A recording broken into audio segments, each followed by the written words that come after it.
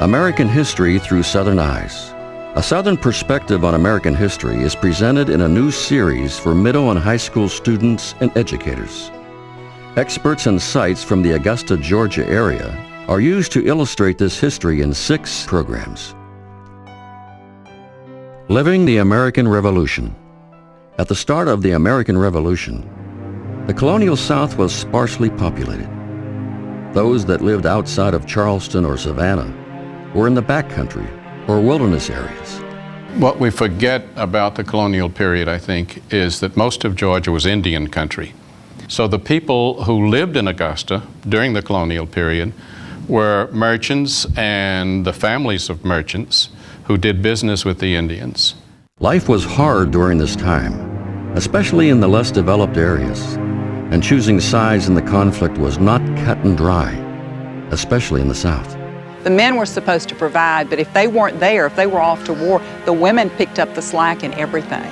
You would find that people, it was more or less what you needed to do. And with the Indians here, it was you were trading with them, and you never quite knew who was a scout or who was kind of a traitor or who was going to tell what in a situation. So you just kind of played it really quiet. But the backcountry, this was not a very prominent town. Not being able to hold on to the southern backcountry was the ultimate reason the British decided not to continue to fight.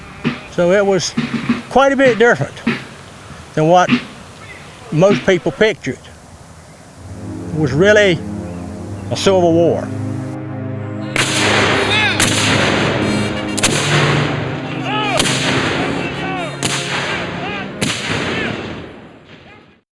King Cotton. Cotton became a profitable crop once the cotton gin was invented near Savannah, Georgia in the late 18th century. The southern climate was suitable for growing cotton, and much of the region's economy and society revolved around it. Life in the South revolved around cotton, whether you were on the farm or in the city. Cotton had to be hand-picked until the mechanical picker was introduced in 1927. So that gives you some idea of just how labor-intensive it was, and that's why so many slaves were necessary for the cotton industry before the Civil War. While they were stored in the warehouses, they had to be classified, and this gave rise to a new group of business people called cotton brokers. The cotton exchange consisted of the warehousemen, the brokers who bought and sold cotton, and the mills in this area. All of these people that were involved in cotton were members of the cotton exchange. People would come to Augusta, send their cotton to Augusta, and come to Augusta to sell their cotton and to borrow money on their cotton and to carry on various businesses pertaining to cotton. Senator Hammond of South Carolina said cotton is king, and I suppose it was for a long time. Living the Civil War. Living through the Civil War was difficult, not only for the soldiers, but also for those left behind. Young men on both sides, thinking that it was going to be brief, volunteered. A lot of them initially thought war was going to be glorious. A huge number of the men went off to war, leaving their wives and families behind. That was a problem for a lot of Southern women because they suddenly found themselves running the business or running the farm. The road to civil rights. During the late 19th century, cultural separation of the races will become legal separation with the rise of segregation. African Americans will learn to help themselves by establishing their own institutions such as schools, churches, and businesses. African Americans began immediately to exercise this new freedom. Booker T. Washington said it was a whole race trying to go to school.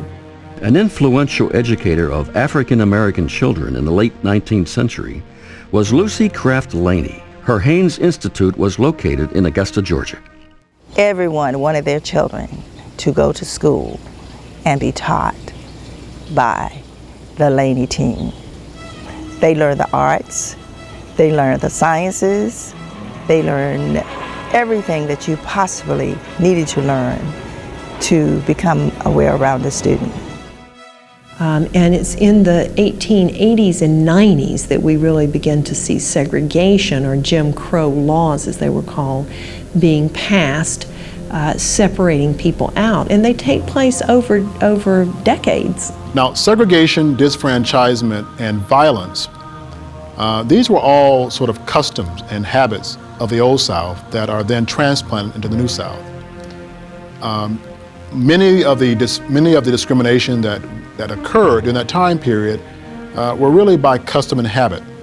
And then by the late 19th century, early 20th century, we see how some of these habits and customs are then codified legally. And the African American community ultimately is going to build institutions of its own, from schools to churches to insurance companies to banks and theaters and hotels and downtowns within a community. And all of those things provide the community and the services that African Americans are being denied in the larger community. During World War I, African American soldiers find themselves in foreign lands, fighting for democracy. Many realize the irony of such a situation and hope for change at home. How ironic it was that these men had committed themselves to wage a war for democracy, and at home, their very steps were restricted. The movement for civil rights will continue through the 20th century. Many of the key events will occur in the South, and many of the activists will be from the region. I think that in the South, we have lived together racially for so long that we can do it. And I think that in that lies the best hope of our finding ways to get along. Making a modern South.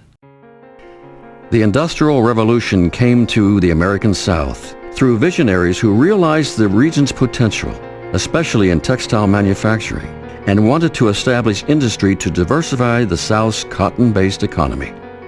The South was very late in coming into the factory system because cotton was so profitable. Cotton was fixed upon the South with the invention of the cotton gin.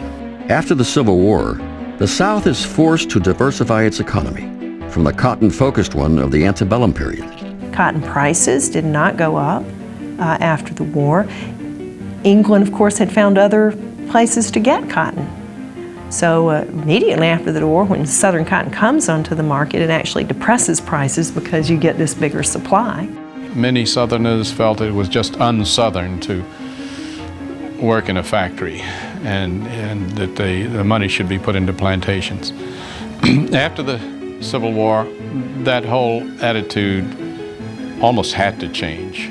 And so now let's start a new South based on prosperity for all, based on manufacturing, and based on progress. Whereas in the antebellum period, power and prestige came from who owned the land, in the new period, power and prestige often came by sort of who owned the engines of change and of industry. By the late 19th century, some of the most influential people are those who were directly tied into mill operations, into the banking that supported these mill operations, or into transportation. It's a great period of inventiveness, and that leads to the industrialization, and the industrialization leads to urbanization, to immigration, people coming here for all those jobs that are created. It leads to the rise of professionals, people who are experts in various fields. So it's an exciting period, it's a complex period, but a period that is really the foundation for our modern lives. American expansionism and the South. By the end of the 19th century, America is looking beyond its borders for new opportunities. By the 1880s, the public opinion as well as the government's opinion was changing. Because of industrialization, America's industrializing, they're becoming more economically powerful. They need markets for their goods that they're producing. The more they trade with other nations, the more Navy is needed to protect those merchant ships. So we're in an expansionist mode. And there's a feeling that this is sort of America's destiny and responsibility, that we had a good form of government and a good culture, and we should expand it out. The need for an expanded American military was realized prior to the country's involvement in World War I. And with the training of the new recruits came an increased military presence in both the North and the South. In the South, tented training camps were established, such as Camp Hancock in Augusta.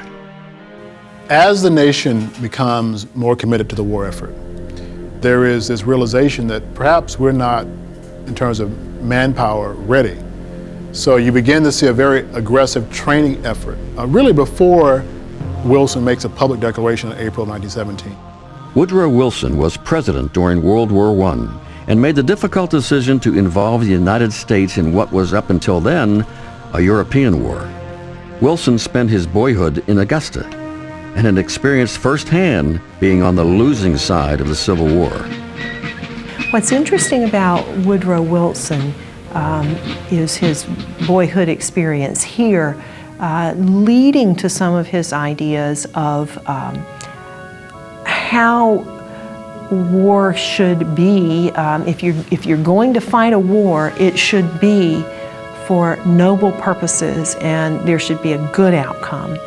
And so once Wilson reluctantly led the country into World War I, it's going to be a war that makes the world safe for democracy. It's going to be a war to end all war. American History Through Southern Eyes gives students and educators insight into American history from a uniquely Southern perspective. Look for this new series on Georgia Public Broadcasting in 2006.